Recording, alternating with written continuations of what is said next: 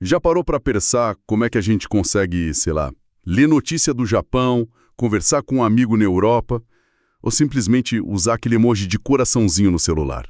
Tudo ali na mesma tela. É verdade, parece mágica, né? Total. Mas por trás de quase tudo que a gente lê online, tem um padrão silencioso, quase onipresente, chamado UTF-8. É isso aí. Os materiais que a gente analisou indicam que, mais de 99,9% das páginas na web hoje usam ele. É quase invisível, mas, assim, fundamental. Exatamente. O UTF-8 é, na essência, a linguagem universal que deixa os computadores entenderem e mostrarem textos de qualquer idioma, praticamente. Uhum. E a nossa missão aqui, nessa exploração dos materiais, é justamente entender a história por trás disso, sabe? A engenhosidade técnica e, claro, as razões que fizeram o TF8 virar esse padrão tão dominante. Certo. Ele é tipo a ponte que conecta digitalmente todas as escritas do mundo. Ok, legal. Vamos mergulhar nisso, então. Como foi essa evolução toda? Porque a gente saiu de máquinas que, lá nos anos 40, só entendiam números, né? Sim, calculadoras gigantes, basicamente. Para chegar nesse sistema que hoje lida com, sei lá, quase todas as línguas humanas e até emoji, que virou quase uma linguagem própria. Parece uma jornada e tanto. E foi mesmo. Olha, tudo começou mesmo lá atrás, na década de 1940. Os primeiros computadores eram, como você disse, calculadoras gigantes, foco total em números. Texto como a gente conhece hoje? E nem pensar. Nada. Mas a necessidade surgiu rápido, né? Como representar letras, palavras? A primeira ideia foi, até que simples. Criar um mapa. Associar cada letra ou símbolo a um número específico. Isso. Tipo, a palavra oi podia virar, sei lá, 15,9 num sistema qualquer. Uma ideia simples, mas que, nossa, gerou um caos monumental. Porque cada fabricante criava o seu próprio mapa, a sua própria codificação. Ah, claro. A letra A, por exemplo, podia ser o número 1 num sistema e, sei lá, 65 em outro completamente diferente. O resultado, como as fontes descrevem bem, foi uma verdadeira torre de Babel digital. Imagino a confusão. Total. Um documento criado num computador de uma marca virava lixo, uma sequência de caracteres aleatórios e sem sentido em outra máquina. Trocar informação era um pesadelo. Era preciso botar ordem na casa. E aí, em 1963, a American Standards Association, a ASA, propôs uma solução, o ASCII. O famoso ASCII. Isso, sigla para American Standard Code for Information Interchange. A ideia era ter um padrão único, né? Pelo menos para o inglês americano. Ele usava 7 bits para representar cada caractere. Só 7 bits? O que dava um total de 128 possibilidades. Cabiam ali as letras maiúsculas, minúsculas, números de 0 a 9, pontuação comum e uns códigos de controle tipo Enter ou Tab. Aham. E um detalhe importante, era de largura fixa. Cada caractere ocupava sempre 7 bits. E essa escolha de 7 bits, que hoje parece super limitada, fazia todo sentido na época, viu? Por quê? Primeiro, as redes de comunicação eram lentíssimas. Transmitir 7 bits era uns 14% mais rápido que transmitir 8. Qualquer economia contava. Faz sentido. E segundo, quando se usava um byte inteiro de 8 bits para guardar um caractere ASCII, aquele oitavo bit que sobrava, ele não ficava à toa. Era frequentemente usado para paridade. Paridade, o que é isso? Era uma forma bem primitiva de checar se o dado tinha sido corrompido na transmissão ou no armazenamento, tipo em fitas magnéticas. Se o número de bits 1 era par ou ímpar. Bit, que parecia só um detalhe técnico, na época meio que um extra, sabe? Ele vai acabar sendo a chave de ouro para resolver um problemão décadas depois. É bom guardar essa informação. Interessante esse ponto. E realmente, o problema maior veio depois, né? Porque os computadores foram se espalhando pelo mundo, anos 80, 90. Exato. E aí ficou óbvio que o ASCII era pequeno demais. Como é que você ia representar todos os ideogramas do chinês, japonês, coreano?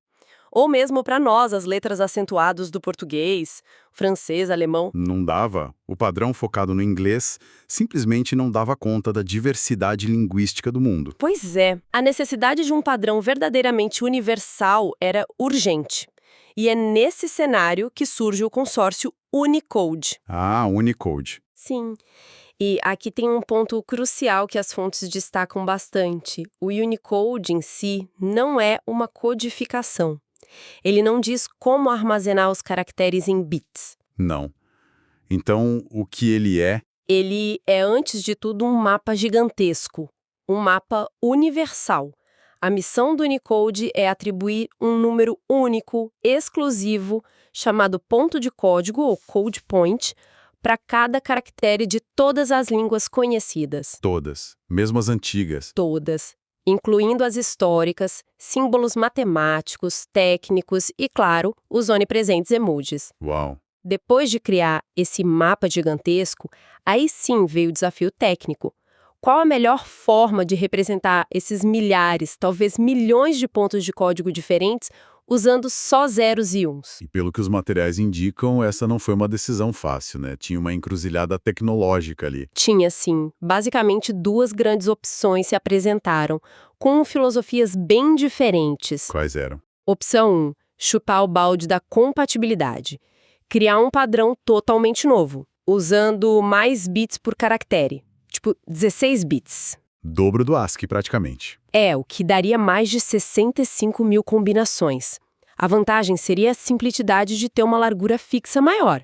Mas a desvantagem, nossa, era brutal. Qual? Todo software, todo documento antigo que só entendia ASCII ou suas extensões de 8 bits simplesmente pararia de funcionar. Ou ia mostrar lixo na tela. Nossa, quebraria tudo. E ainda por cima, o tamanho dos arquivos de texto ia dobrar da noite para o dia. Empresas como a Microsoft, inicialmente, até apostaram nesse caminho, o que levou ao que a gente conhece hoje como UTF-16.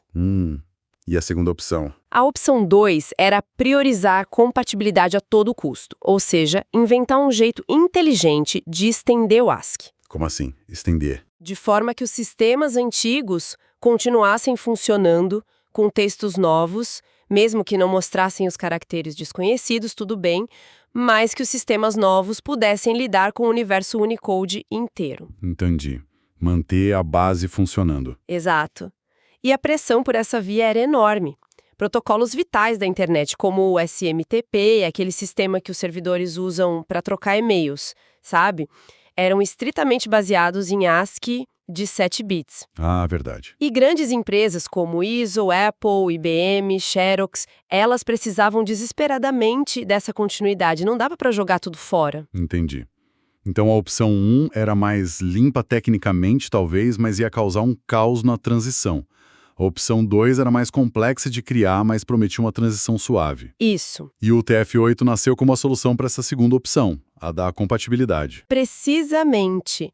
A primeira grande sacada do TF8 foi justamente olhar para aquele 8º bit, lembra? O que o ASCII original de 7 bits não usava dentro de um byte de 8 bits. Aquele que era zero ou usado para paridade. Esse mesmo. A ideia foi genial na sua simplicidade. Usar esse bit como um sinalizador. Sinalizador. Sim. Se o primeiro bit de um byte, o mais significativo, for 0, ele representa um caractere ASCII comum, de 1 byte. Igualzinho antes. Compatibilidade total. Ok. Mas, se esse primeiro bit for 1, opa, isso é um sinal. Atenção, este caractere não é ASCII puro. Ele vai precisar de mais bytes para ser representado. Ah, que esperto. Então, com isso, eles conseguiram duas coisas de uma vez. Manter a compatibilidade total com tudo que era ASCII Exato. e introduzir a ideia de largura variável, quer dizer, caracteres comuns, tipo os do inglês, continuam usando só 1 byte, mas os mais complexos podem usar 2, 3, 4 bytes. Isso mesmo, muito esperto. Mas essa primeira versão ainda tinha um probleminha, sutil, mas perigoso. Qual? Ela era compatível com o passado, programas novos liam dados antigos, ok, mas não era totalmente segura para o futuro. Programas antigos podiam se confundir feio com dados novos. Como assim? Imagina um programa antigão que só entende ASCII de 7 bits. Ele encontra um byte começando com 1, o início de uma sequência UTF-8, multibyte, e corretamente ele o ignora, não entende. Certo. Porém, e se o segundo ou o terceiro byte dessa sequência UTF-8, por acaso, começasse com o bit 0? O programa antigo poderia interpretar esse byte seguinte como um caractere ASCII válido. Podia mostrar lixo na tela, ou pior ainda, acionar algum código de controle antigo de forma inesperada. Uma potencial falha de segurança. Nossa, que armadilha! Quer dizer, o primeiro byte era ignorado, mas os segundos podiam ser mal interpretados? Exatamente. E como resolveram isso? A solução veio em 1992, de um engenheiro chamado Dave Prosser. A ideia dele, que as fontes descrevem, foi adicionar uma regra simples, mas crucial. Qual regra? Numa sequência multibyte do TF-8, todos os bytes, não só o primeiro, têm que ter o bit mais significativo igual a 1. Todos eles começam com 1. Ah, Todos eles. sim. Dessa forma, um programa antigo que só entende ASCII, ao encontrar qualquer byte começando com 1, seja o primeiro, segundo, terceiro da sequência, ele simplesmente ignora como inválido ou desconhecido. Entendi. Não tem mais risco dele confundir um byte de continuidade com um caractere ASCII, porque todos os bytes não ASCII começam com 1. Exatamente. Uma mudança pequena que garantiu que a internet e os sistemas existentes não quebrassem com a introdução de textos em UTF-8. Foi um ato de engenharia defensiva brilhante, né? Totalmente.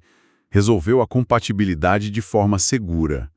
Mas ainda fico pensando, se os caracteres podem ter tamanhos diferentes, 1, 2, 3, 4 bytes, como um programa sabe onde um termina e o outro começa? Boa pergunta. Se você perder um byte no meio de uma transmissão ou pular para o meio de um arquivo gigante, vira uma bagunça, não? Como ele se reencontra no texto? Essa era de fato a grande dor de cabeça de qualquer codificação de largura variável, a sincronização. Sem uma solução robusta para isso, perder um único byte poderia corromper todo o resto do texto dali em diante. Imagino. E a solução para isso é talvez a característica mais engenhosa do TF-8. Foi desenvolvida por uma lenda da computação, o Ken Thompson. Ele criou um esquema de Autossincronização. Isso.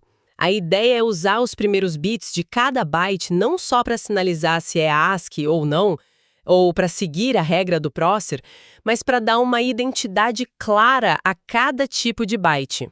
Uma identidade? Como assim? Pensa nos primeiros bits de cada byte como se fosse um código secreto ou uma bandeirinha. Funciona mais ou menos assim, conceitualmente. Ok. Se um byte começa com um bit 0, a bandeira diz: sou um caractere ASCII completo de 1 byte. Pode me ler e passar para o próximo. Sim. Certo. Se um byte começa com 1, a bandeira diz: atenção, sou o início de um caractere maior, multibyte. E mais, a quantidade de 1 seguidos aqui no começo já te diz quantos bytes no total esse caractere tem: 2, 3 ou 4. Esse é o chamado byte leader. Ah, então ele já avisa o tamanho. Exato. E se um byte começa com 0, a bandeira diz: opa, eu sou apenas a continuação de um caractere multibyte. Não faço sentido sozinho. Volte um pouco e procure o byte leader que começou com 11 antes de mim. Esse é um byte de continuação. Caramba, que genial. Então é quase a prova de falhas. Mesmo se a conexão picotar ou se eu começar a ler do meio de um arquivo gigante, o sistema consegue olhar para o primeiro byte que encontra e saber na hora se está no começo de um caractere. Sim, se começar com 0 ou 11. Ou se está no meio de um, se começar com 10. E se estiver no meio, ele sabe que precisa voltar um pouquinho, no máximo 3 posições, para achar o líder.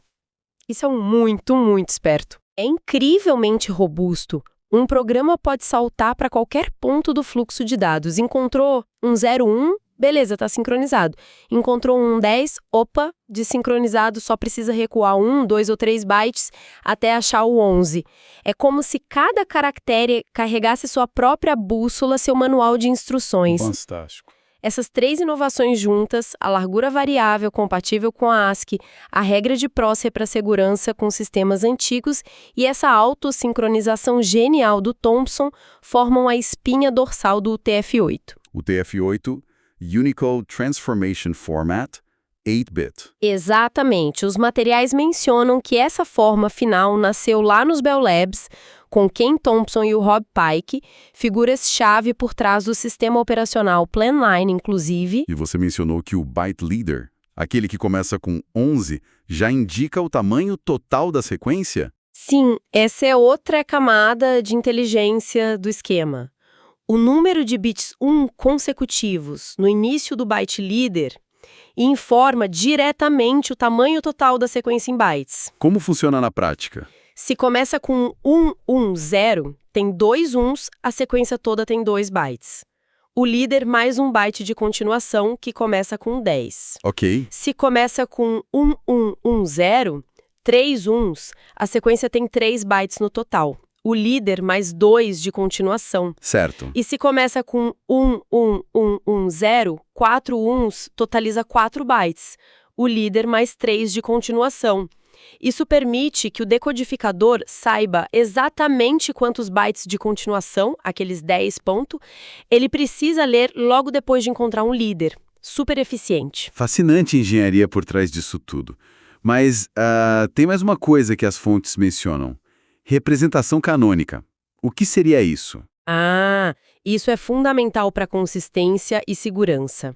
Com esse esquema flexível de usar 1, 2, 3 ou 4 bytes, teoricamente, você poderia tentar ser malandro e representar um caractere simples como a letra A, que só precisa de 1 byte em ASCII, o TF-8, usando uma sequência falsa de 2, 3 ou 4 bytes, preenchendo com zeros onde não precisa. Por que alguém faria isso? Para tentar enganar sistemas, talvez. Se isso fosse permitido, seria um desastre. Como um programa poderia comparar 2 palavras para ver se são iguais se olá pudesse ser escrito de várias formas diferentes em bytes? Verdade. Ou como sistemas de segurança poderiam calcular assinaturas digitais, os hashes, de forma confiável? A representação canônica é a regra que impede isso. E o que ela diz? Ela exige que cada caractere Unicode seja sempre representado usando a forma mais curta possível em bytes. No TF-8, qualquer tentativa de usar uma sequência mais longa do que o estritamente necessário é considerado um erro de codificação e deve ser rejeitada. Garante que A é sempre A, em termos de bytes. Simples assim. Entendi. Garante a unicidade da representação. Fundamental. E a forma como os diferentes idiomas e símbolos foram distribuídos nesses tamanhos de 1 a 4 bytes, teve alguma lógica por trás ou foi aleatório? Não teve lógica, sim. Uma lógica baseada em frequência de uso e regiões geográficas para tentar otimizar o espaço na maioria dos casos. Como ficou essa distribuição? Basicamente, 1 byte cobre todo o ASCII original. Isso significa inglês, números, pontuação básica. Extremamente eficiente para a maior parte do conteúdo da web ocidental, o que foi crucial para a adoção inicial. 2 bytes abrange a maioria dos outros alfabetos baseados em escrita latina com acentos, como o nosso português, além de alfabetos como grego, cirílico, russo, etc., árabe, hebraico e muitos símbolos monetários comuns. Ok, já cobre bastante coisa. Sim, 3 bytes. Aqui entram as escritas com um número muito grande de caracteres, como as do leste asiático, chinês, japonês, coreano, e também muitos símbolos matemáticos, técnicos e até braille. 4 bytes. É onde mora a vasta maioria dos emojis modernos que a gente usa todo dia. Do joinha, tá, a carinha chorando de rir, ré. Então os emojis geralmente ocupam mais espaço. Geralmente, 4 bytes por emoji básico.